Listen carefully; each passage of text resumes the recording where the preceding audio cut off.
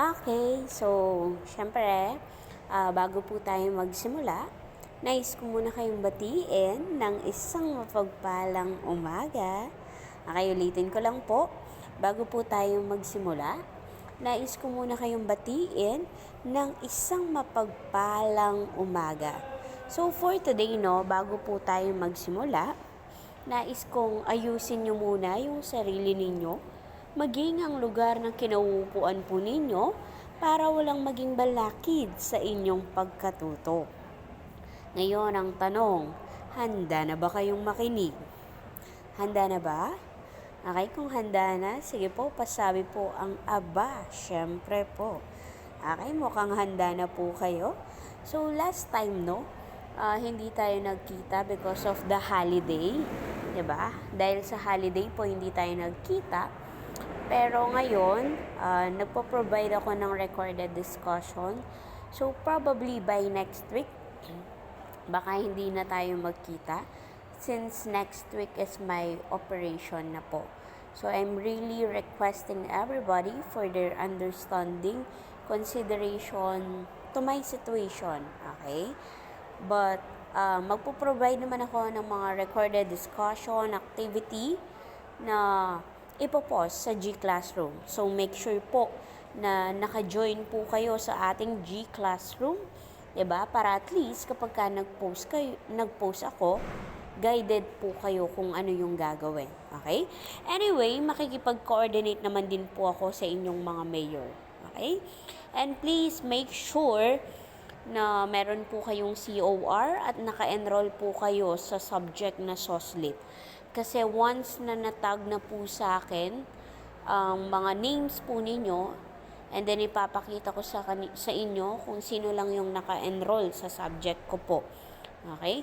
So ngayon pa lang, gumawa po kayo ng paraan para at least ma-follow up po yung enrollment po ninyo sa subject ko. Especially yung mga ADC, nag-undergo ng ADC, o kaya yung mga irregular student po natin. Okay? So, without further ado, magsimula na po tayo. No? Pasensya na din, nasa school ako nag-record. Kaya medyo maingay po. So, focus lang po tayo ng konti. So, last time, napag-usapan po natin ang salitang panitikan, na kung saan nabigyang diin natin na pag sinabi nating panitikan, 'di ba? Ito yung salamin o refleksyon ng buhay ng tao. Kaya nga mapapansin natin na some of the individuals sa lipunan, they keep on sharing the story sa MMK magpakailanman kay Papa Dudut, kasi bawat isa sa atin ay kinukonsiderang panitikan. Kasi nga po, iba-iba yung karanasan, damdamin, emosyon, mga pinagdadaanan natin sa buhay. Kaya nga panitikan ang sinasabing salamin o refleksyon ng buhay ng tao. And of course, nabanggit din natin ang iba't ibang mga tao na nagbigay ng pagpapakahulugan sa salitang panitikan. Diba? Andyan si G. Asarias na kinonsider ang damdamin sa pagsulat at pagbabasa ng isang akdang pampanitikan. Of course, nandyan din si Webster na nagbigay ng diin sa mga nakasulat at nakalimbag na kinukonsiderang panitikan. And of course, we have the G. Abadilla, bungang isip na isinatitik gamit ang ating imahinasyon. And of course, last but not the least, we have Luz A. De Dios, na kung saan nagbigay ng diin or punto de vista sa mga palamuti na nilalagay ng isang manunulat sa paggawa ng isang akdang pampanitikan gamit ang mga simbolo. 'Di ba? Kaya nga ito, inaas yung mga readers na ihihimayin yung akda para makuha yung tinatagong mensahe. And then kung hindi rin po ako nagkakamali, nabanggit din dyan yung ugnayan ng kasaysayan at panitikan na kung saan hindi po sila pwedeng magkahiwalay sapagkat sila ay magkaagapay or magkaugnay. Nasasalamin sa panitikan kung ano ang nangyari sa kasaysayan, vice versa po yan. And of course, nabanggit din po natin yung 5 layunin kung bakit kailangan pag-aralan ang panitikan. So, tandaan nyo po yung mga yon. So, sana naikintal po yun sa inyong mga isipan. Okay? So, ngayon, proceed na po tayo sa lesson 2, which is ang kasaysayan ng panitikan. Ulitin ko lang, ang kabanata 2 or lesson 2 ay iikutan ng paksang ang kasaysayan ng panitikan. So, unahin natin ang panahon ng katutubo. Sabi ko nga sa inyo, bago tayo sinakop ng mga Kastila, ng Amerikano, ng mga Hapon, meron na po tayong tinatawag na panitikan sa panahon ng katutubo. And the first one we have panitikang oral. When we are talking about panitikang oral, ito yung paggamit ng dila natin sa pagpapasa ng kwento, ng idea, o kaya ng mga impormasyon. Just like chismis itself. 'Di ba? Sa chismis, ginagamit natin ang dila natin para ipasa natin yung mga impormasyon, mga kwento. Tama? And that is panitikang oral na ginagamitan ng pasalin dila. And of course, nung panahon din ng katutubo, meron na daw tayong sariling alpabeto, baybayin, o kaya yung tinatawag nating alibata. Okay? So, ulitin ko lang, nung panahon ng katutubo, mayroon na tayong sariling alpabeto, baybayin, o kaya yung tinatawag po nating alibata. Kaya nga sabi ko, bago tayo sakupin, meron na tayong mga tatak, meron na tayong panitikan. Okay? And then next, meron po tayong tinatawag na kwentong bitbit, na kung saan nakasulat sila sa bato, kahoy, malalaking dahon, at kuweba na kadalasang pumapaksa sa anito, lamang lupa at multo. Kaya lang, ang kwentong bitbit ay sinunog o sinira ng praile. Ngayon ang tanong, bakit kaya sinunog o sinira ng mga praile ang kwentong bitbit? Any guess? Sige nga, mag-isip kayo, bakit kaya? Okay? So, sinira po ng mga praile ang kwentong bitbit dahil isa sa layunin nila ay ang pagpapalaganap ng Kristyanismo at naniniwala sila na ang mga kwentong bitbit ay gawa daw ng mga demonyo. Kaya po nila sinira or sinunog ang mga kwentong bitbit. Okay? So, malinaw po ba tayo doon? Nagkakaintindihan ba? Kung nagkakaintindihan tayo, isang aba, syempre po naman diyan. Okay? So, malinaw? Next tayo, since nabanggit natin ang praile, dumako tayo sa panahon ng Kastila. 1565, nung dumating ang mga Kastila sa atin, tuluyan nilang nasakop ang Pilipinas dahil sa kasunduan ni si Catuna at Miguel Lopez de Legazpi. Okay? So, meron silang kasunduan. Sabi ni Miguel Lopez de Legazpi, the first Governor General under Spanish, no? Siya po yun. Miguel Lopez de Legazpi, nangako siya na papayabungin, tutulungan niya ang Pilipinas para mas maging maganda ito. Kaya lang, kabaliktaran po ang nangyayari. Okay? So, ang kasunduang yon ay tinawag na sanduguan sa wikang Tagalog, blood compact sa wikang Ingles, pacto de sangre sa wikang Espanyol, na kung saan ito ay simbolo ng pagkakaibigan. Kaya lang, hindi pagkakaibigan ang nangyari. Kasi nga, sinakop nila tayo. Parang niloko po nila tayo. So, meron dala-dala ang mga Kastila. 3 G. God, Gold, and Glory. Kasama dyan ang espada, sumisimbolo sa pamahalaan, pagbabago ng pamahalaan. Krus. Kasi nga, isa sa layunin nila ay ang pagpapalaganap ng Kristyanismo. That's why, kung mapapansin nyo po, ang tema ng panitikan during the panahon ng Kastila ay may kinalaman sa pananampalataya. Okay? Yung mga nalimbag, may kinalaman sa pananampalataya at pagkakaroon ng mabuting asal. Ano ba yung unang aklat na nalimbag sa Pilipinas? Ano? Okay, good. Doktrina Kristiyana. Okay, na isinulat ni Fray Juan de Plasencia. Okay? Another one, Pasyon. Alam niyo ba yung Pasyon, yung mahal na araw? Di ba yung pag nagbabasa sila ng Pasyon? So, yan, no? Tumatalakay po yan sa karanasan ni Jesus. Di ba? So, isa po yan sa nalimbag nung panahon ng Kastila. At the same time, ang tingin nila sa mga Pilipino nung panahon ng Kastila ay Indyo.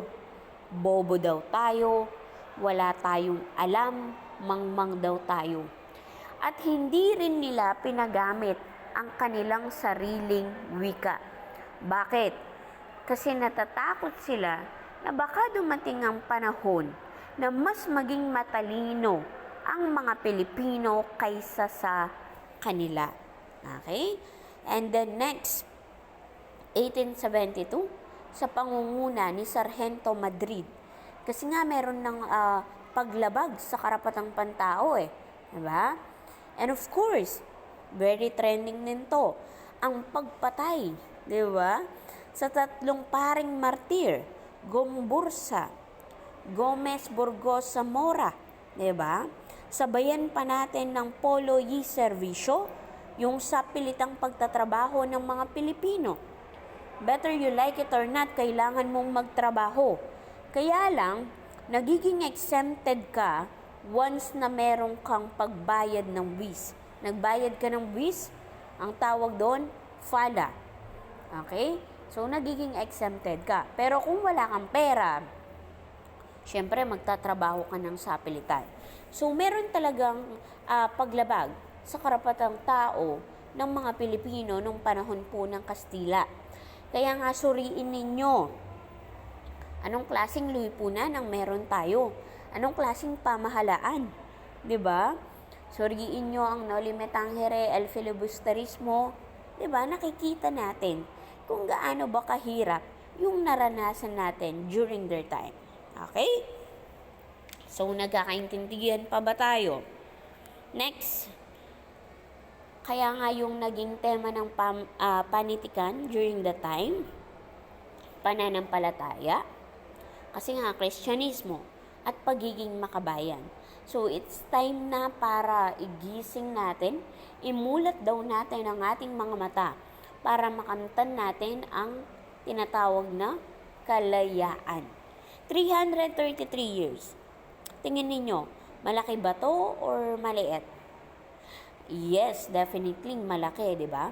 Kaya hindi natin makakaila na napakalaking epekto or impluensya ng mga Kastila sa pamumuhay ng mga Pilipino. 1, 2, 3, sa kanila yan. Tama? Ano yan? Kubiertos. Sa kanila din yan. Yung pag-celebrate natin ng mga mahal na araw. 'Di ba? Ano pa? Yung mga surname ninyo, may mga iilang apelyido na galing sa mga Kastila. So, ibig sabihin, 333 years po nila tayong sinakop. Kaya hindi natin makakaila na napakalaking epekto ng mga praile sa mga buhay ng mga Pilipino, maging sa kultura na meron po tayo. Okay? Ngayon ang tanong, nagkakaintindihan pa ba tayo? Sa panahon ng Kastila, malinaw po ba? Bago tayo dumako sa panahon ng Amerikano, noong 1898, so dito, akala natin, nakawala na tayo sa mga Kastila. Pero hindi pala. Okay? Ang Kastila at ang Amerikano ay nagkaroon ng kasunduan. At ito ang tinatawag nating Treaty of Paris na kung saan binibili nila tayo sa halagang $20 million dolyares. Ulitin ko lang, binili po tayo ng mga Amerikano sa Kastila sa halagang 20 milyong dolyares. Next, kung sa panahon ng Amerikano, kung sa panahon ng Kastila, ang tingin nila sa atin ay Indio, sa panahon ng Amerikano, ang tingin nila sa mga Pilipino ay isang baboy ramo. Bakit kaya baboy ramo? Tingin ninyo. Kasi 'di ba, ang baboy ramo kadalasan nakikita siya sa may putikan, sa may damuhan, bala mo gubat-gubat, tama? Okay? Kasi nung time na yan, na-trauma na yung mga Pilipino sa mga Kastila. So, nagtatago sila sa may mga damuhan. Ngayon, kapag nakita ng Amerikano na gumagalaw ang damo, pinapatay nila to, binabaril nila. Bakit po ba? Binabaril nila. Tapos, after nun, tatanungin ng Amerikano, bakit mo siya binaril? Bakit mo siya pinatay? Akala ko kasi, isa siyang baboy ramo. Okay? So, naunawaan po ba kung bakit ang pagtingin nila sa Pilipino ay baboy ramo? Okay. Good. Next. Paksa ng panitikan, panunuligsa pa rin sa pamahalaan. Kasi gusto natin yung salitang kalayaan. Yes, everybody deserve the word freedom. Diba? Para magawa natin yung gusto natin. Kaya nga uhaw na uhaw tayong makamit ang salitang kalayaan. And of course, kung sa panahon ng Kastila, hindi pinagamit ang kanilang wika, kabaliktaran naman sa Amerikano. Kasi pinagamit nila ang wikang Ingles sa atin. Kaya nga natuto tayong mag-Ingles eh. 'Di ba? Isa sa patunay diyan na pinagamit ang wikang Ingles ay ang akda ni Juan Crisostomo Soto na kinonsiderang ama ng panitikang Kapampangan. Okay, si Juan Crisostomo Soto, meron siyang isang maikling kwento na pinamagatang Binibining Patupats na kung saan, 'di ba, tinuruan ng sundalong Amerikano si Patupats kung paano ba magsalita ng wikang Ingles. Okay? At the same time, maraming mga manunulat ang ginamit ang wikang Ingles sa pagsulat ng akdang pampanitikan. Okay? And then next, kung sa panahon ng katutubo, ang edukasyon natin, ang nagtuturo sa atin, mga magulang lang natin, sa panahon po ng Amerikano, inintroduce nila ang formal education, na kung saan ang unang naging guro natin ay ang mga sundalong Amerikano o yung mga tinatawag nating Thomasites. Okay? And then naging bilingual ang education kasi nga we have the wikang Tagalog and wikang Ingles na ginagamit bilang wikang panturo sa paaralan nung panahon ng Amerikano. Kapag isang wika lang ang ginagamit na wikang panturo, ang tawag doon ay monolingual. Kapag dalawa, bilingual.